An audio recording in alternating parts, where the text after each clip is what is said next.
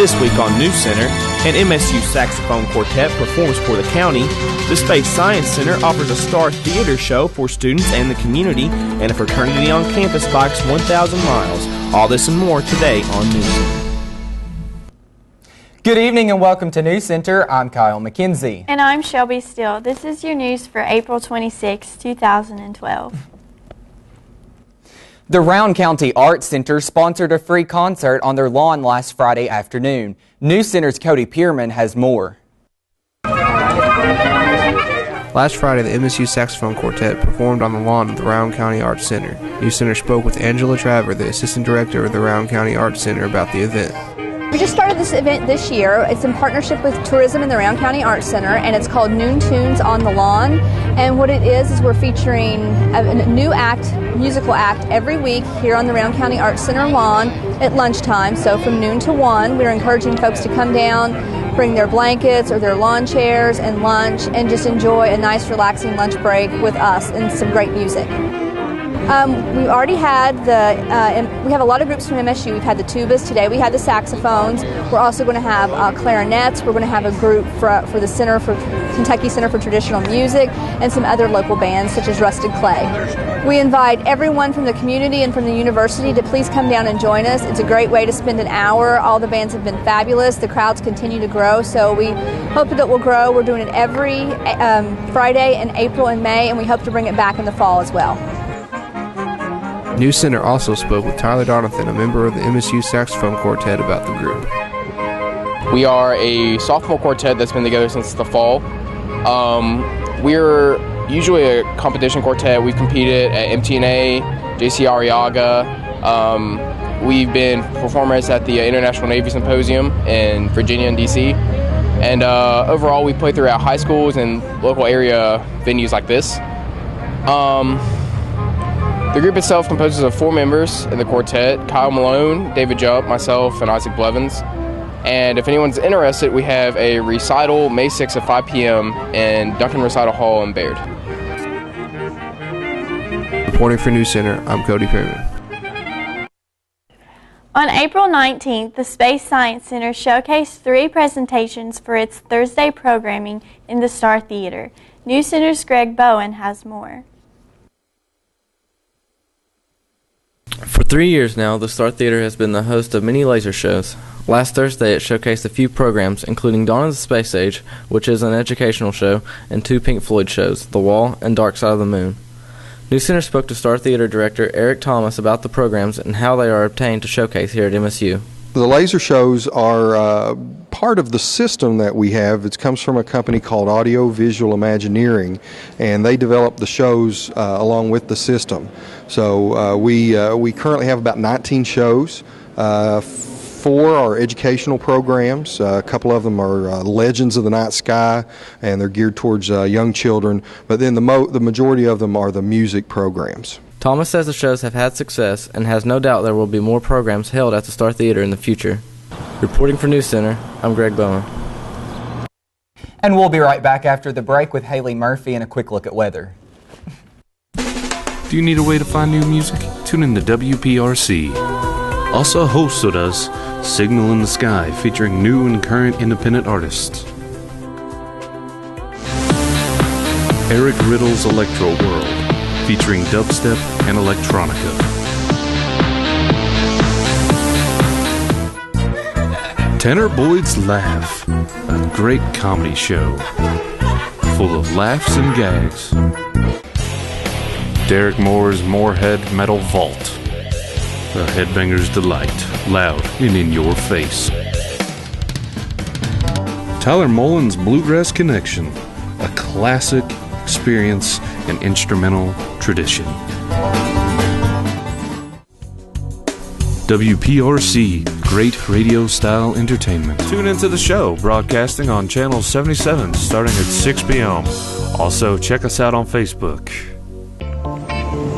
What's wrong, dude? Second guessing that cheeseburger? Maybe you should take another look at that before you eat it. Don't eat me! Now how could you be thinking of eating that when really you're thinking of a slow-cooked chili-covered geodog with cheese with your selected choice of chips? Throw that thing away. located on the first floor behind the elevator.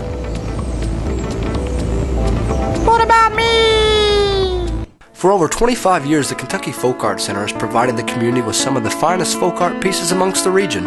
The first floor gallery displays a periodically alternating exhibit of the center's most impressive permanent collection, as well as a wide array of unique items for sale at its gift shop, such as jewelry, sculptural pieces, alongside t-shirts. The second floor hosts several different folk art exhibits throughout the year.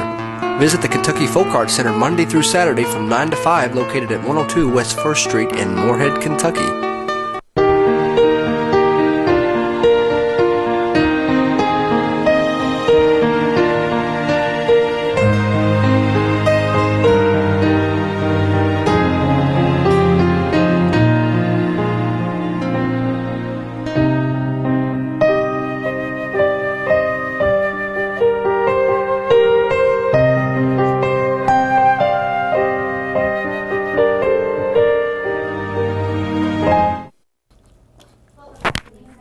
Murphy. Take a quick look at your weather. As you can see right now, current temperature is on 77 degrees and it's very sunny out, unlike the start of today, so it's definitely brightened up, looking better, and hopefully it'll stay that way for the rest of the evening. Take a look at your record temperatures. As you can see, back in 1938 we had a high of 88 degrees and a low of 30 degrees back in 1919. So not really too close to either of those. I wish we were closer to the high, but definitely glad we're staying away from the low. Take a look at your map of your local state map. You can see down in Lexington some severe storms coming up for there. Hopefully won't come towards Moorhead. It's a possibility. There is a severe thunderstorm alert going around with those until 9 p.m. tonight, so keep an eye out for that. Take a look at your temperatures across the Bluegrass. As you can see, around 69 degrees in Ashland, 74 down in Jackson, 72 in London. Look at Lexington, around 77, Frankfort around 78, Covington around 7 degrees, over in Louisville around 81, and 81 in Bowling Green as well. So overall, pretty even temperatures across the state. As I said, there is a severe thunderstorm warning out for the eastern part of the state, lasting till about 9 p.m. tonight. So keep an eye out for that. It could bring a chance of hail with it, but it should stay pretty clear around us. Should stay mostly towards Lexington. We'll take a look now at NewsCenter Notices with Shelby Still.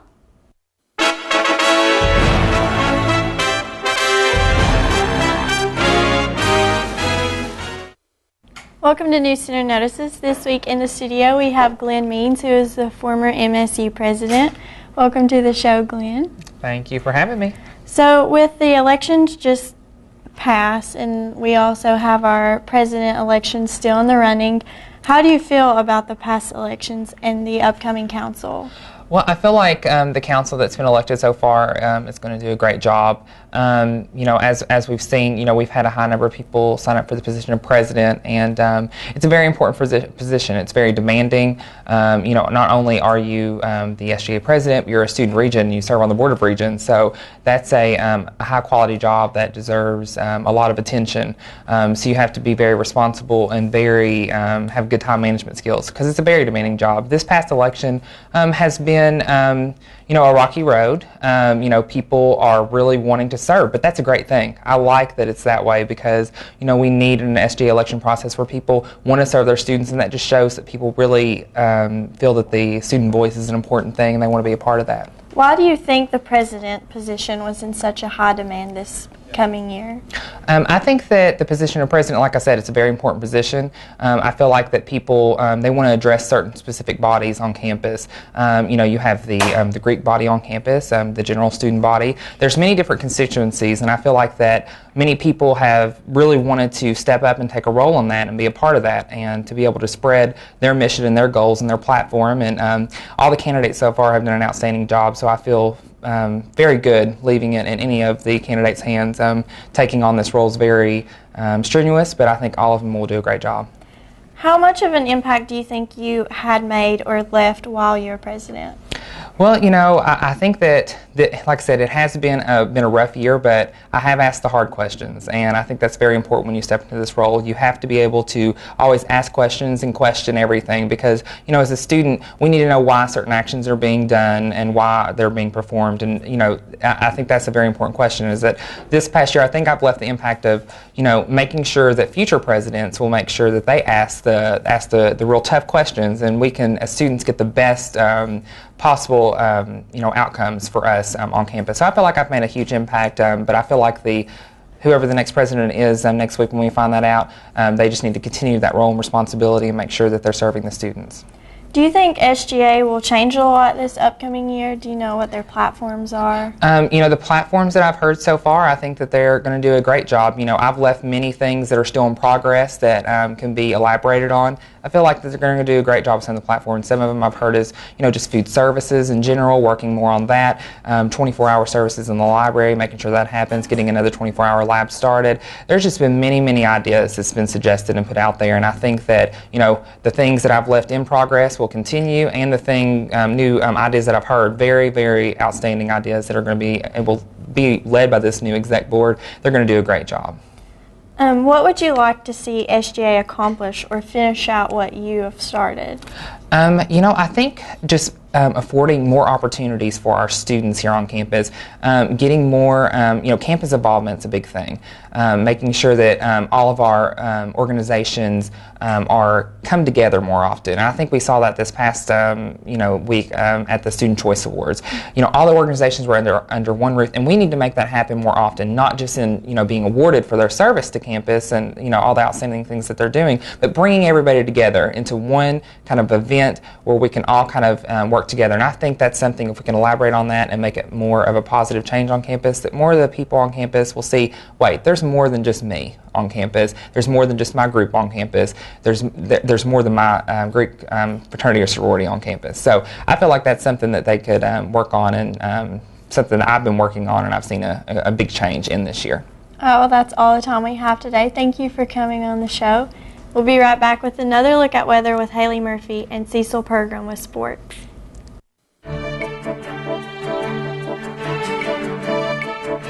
Eagle Trace Golf Course is just minutes from Moorhead, Kentucky, right off the Sharkey Farmers exit.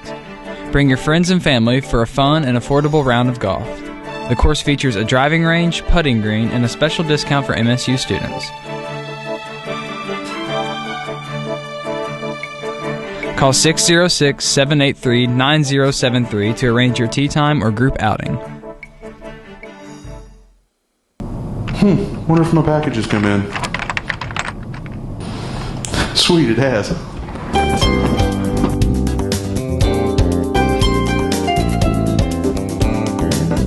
How can I help you today, sir? Yeah, I got a package. What's your dorm address? 811 Cartmel. 811 Cartmel. See your student ID, please. All right.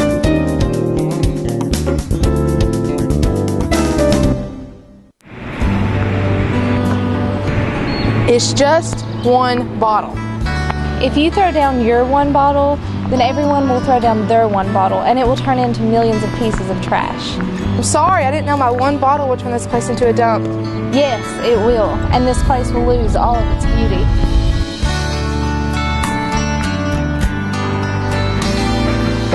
Thank you.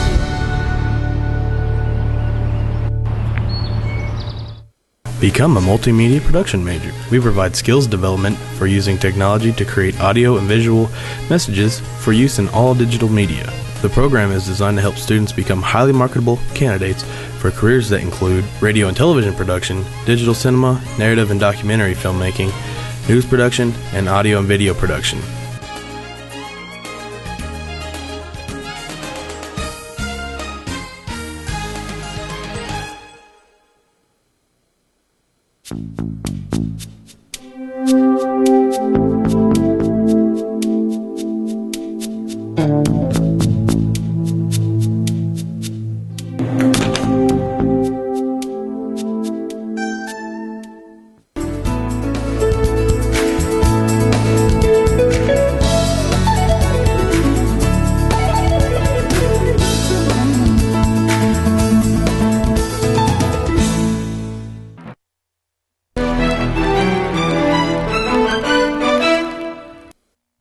Welcome back to NewsCenter. Take a more in-depth look at your weather now.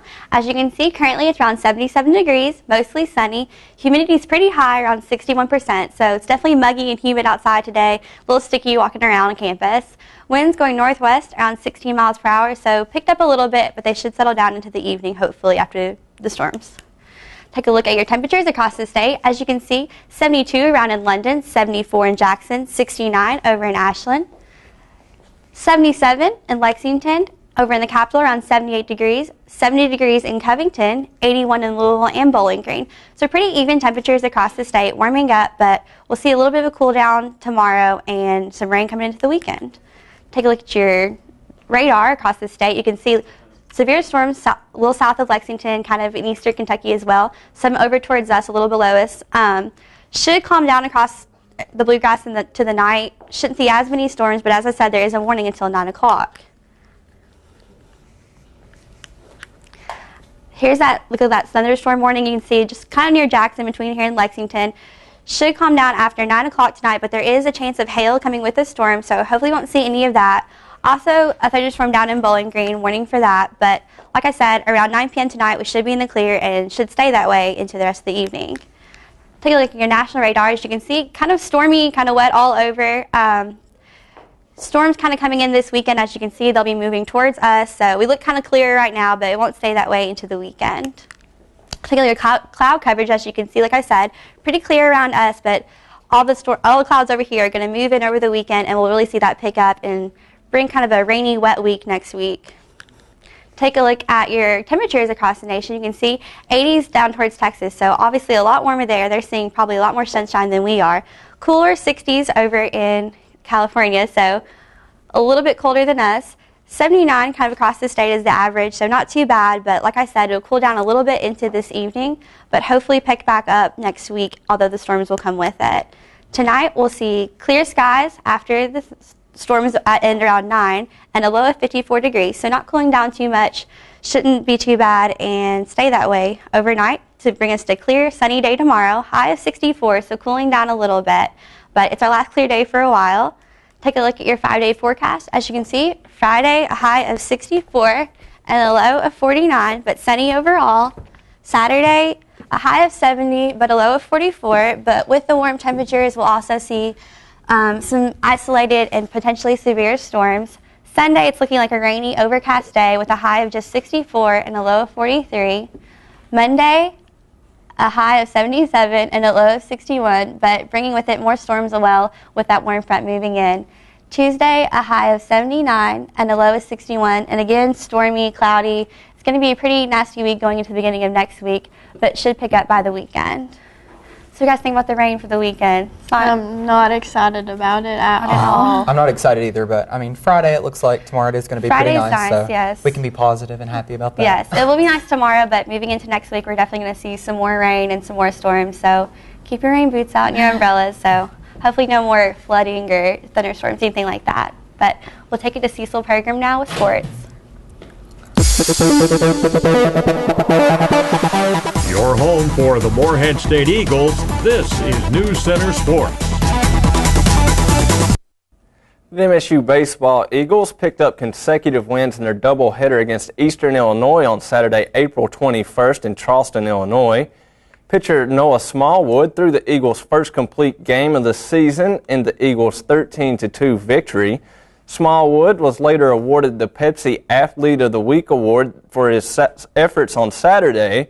MSU could not keep the streak going as they were bested in their Sunday game. That brings the Eagles' record to 24-16. The Eagles returned to Morehead on Friday for their 3-game series against EKU. The MSU softball team fell 5-1 in both doubleheader games on Sunday, April 22nd at University Field.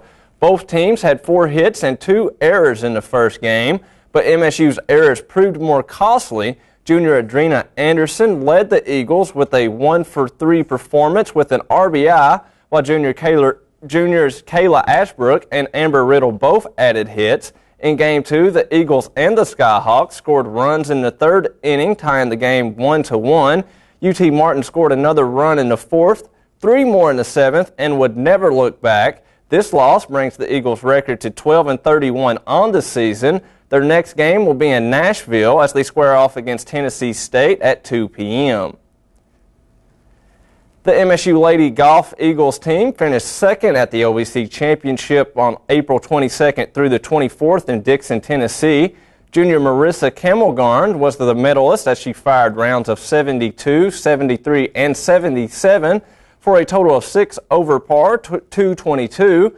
This is the third year that Camelgarn has finished in the top 5 of the league tournament. Jacksonville State won the tournament with a 3-day team total of 9-10. Last year's OVC champion, Emma Johnson of MSU, finished 8th at this year's event, as well as freshman Vanessa Bognut, who finished in a tie for 6th. Now it's time for Eagle Sports Trivia.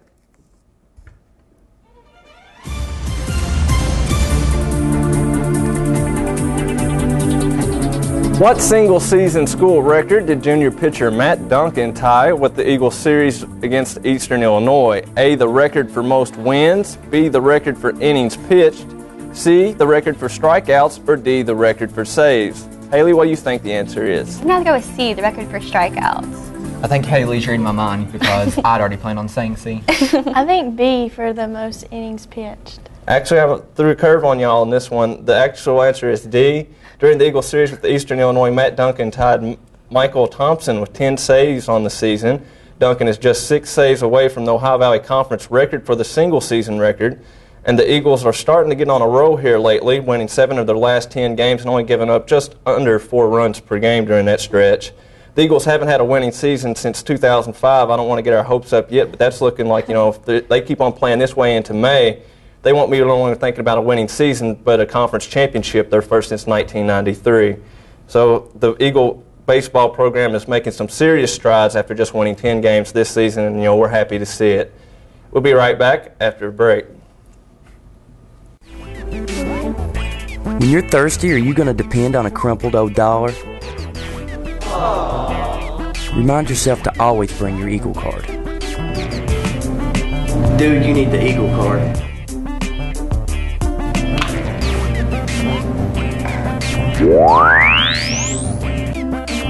Always keep beaker bucks loaded onto your Eagle card just in case. It's the fastest way to make all of your on-campus purchases. When you got some homework and you need a place to go, when you're working on a project and your computer is slow, there's a little place on campus that I think that you should know about. The first story of the library is what I'm talking about. Walk past Java City and then you will see the new commons area is where you should be. They got computers and printers, couches, tables, and more. It's the perfect place to go for study time galore.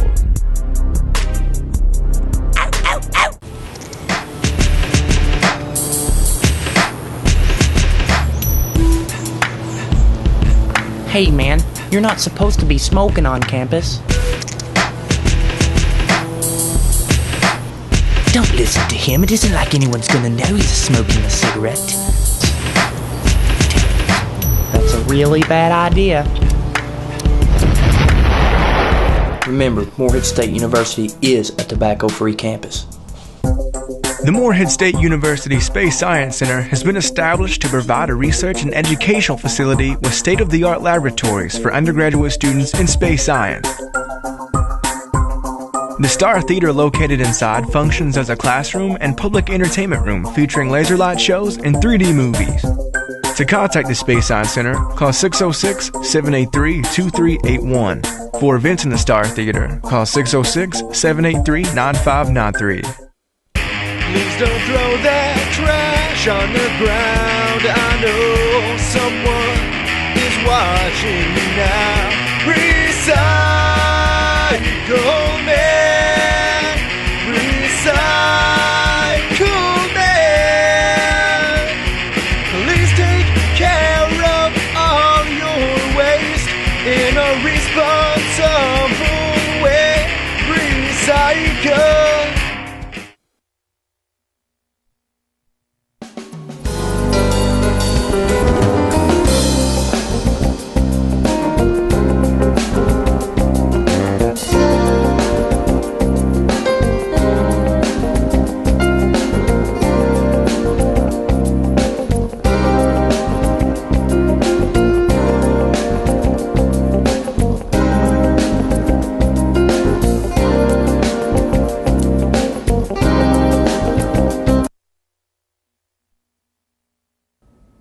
MSU hosted an event at the free speech area with a unique name this week.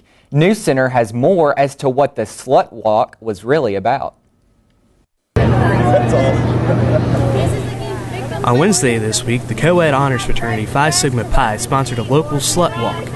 Phi Sigma Pi service chair Janice Shepard explains more as to what the event is actually about. The Slut Walk was originated in Toronto, Canada. It was started because a police officer made a public statement to the media saying that if women stopped dressing like sluts, maybe they would stop being treated like ones.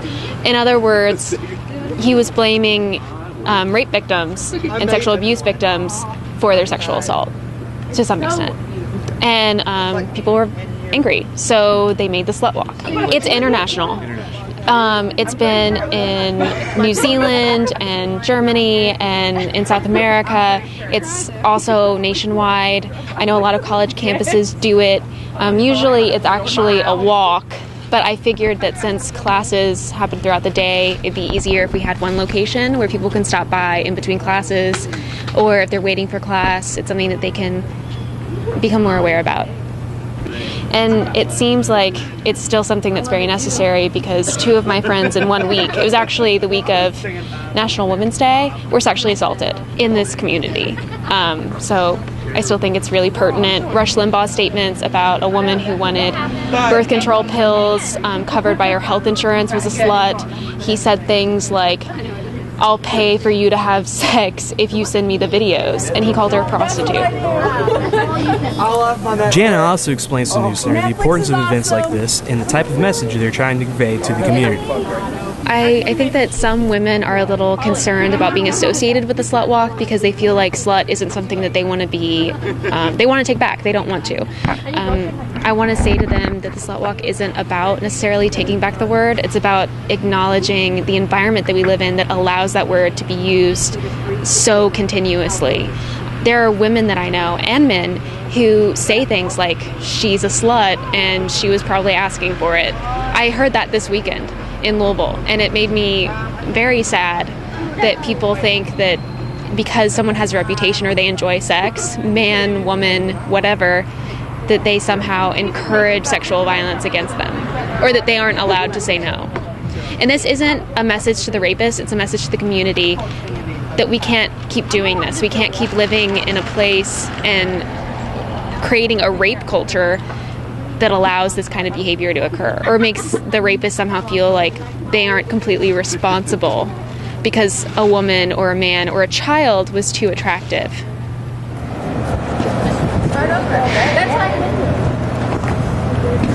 Would you like to make a sign? Delta Tau Delta held their annual philanthropy Delts Do 1,000 this week. NewsCenter Sarah Burkhart has more. Bring it over here, let me see it. Delta Tau Delta fraternity held their annual philanthropy event, Delts Do 1000, earlier in the week. The fraternity raised money for tornado relief efforts by riding a stationary bike for 72 hours non-stop in front of ADUC. Matt Matthew, a member of Delta Tau Delta, shares his reason for riding. I'm riding the bike for Delta Tau Delta. Our goal is to raise as much money as possible for disaster relief in Morgan County. Chris Lewis, a member of Delta Tau Delta, shares the success of past events. Well, it was last school year in the fall that we started doing this, Delts Do 1,000. It was just an idea that we had for the Lance Armstrong Foundation. Our money that year actually ended up going to a little girl who was just born and needed a new heart. We raised about $500–600 that year, and we brought it up again this year and to raise money for the tornado relief people. It's a lot warmer compared to when it was in the fall. We did it back in November, and it was really, really cold. We did it up there on the bell tower. We had fun with it. We sold chili, we sold chocolate milk, or hot chocolate. It was great stuff. Reporting for NewsCenter, I'm Sarah Burkhart. So Shelby, I know tomorrow the business department is having their annual golfing outing out at Eagle Trace Golf Course. So looks like we're going to have nice weather for that tomorrow. I'm excited. It'll be fun. It will be fun. I've been for the past couple of years, so it's a really fun event, very good event. So, well, on the behalf of Haley Murphy and Cecil Pergram with Sports, I'm Kyle McKenzie. And I'm Shelby Steele. Have a great evening.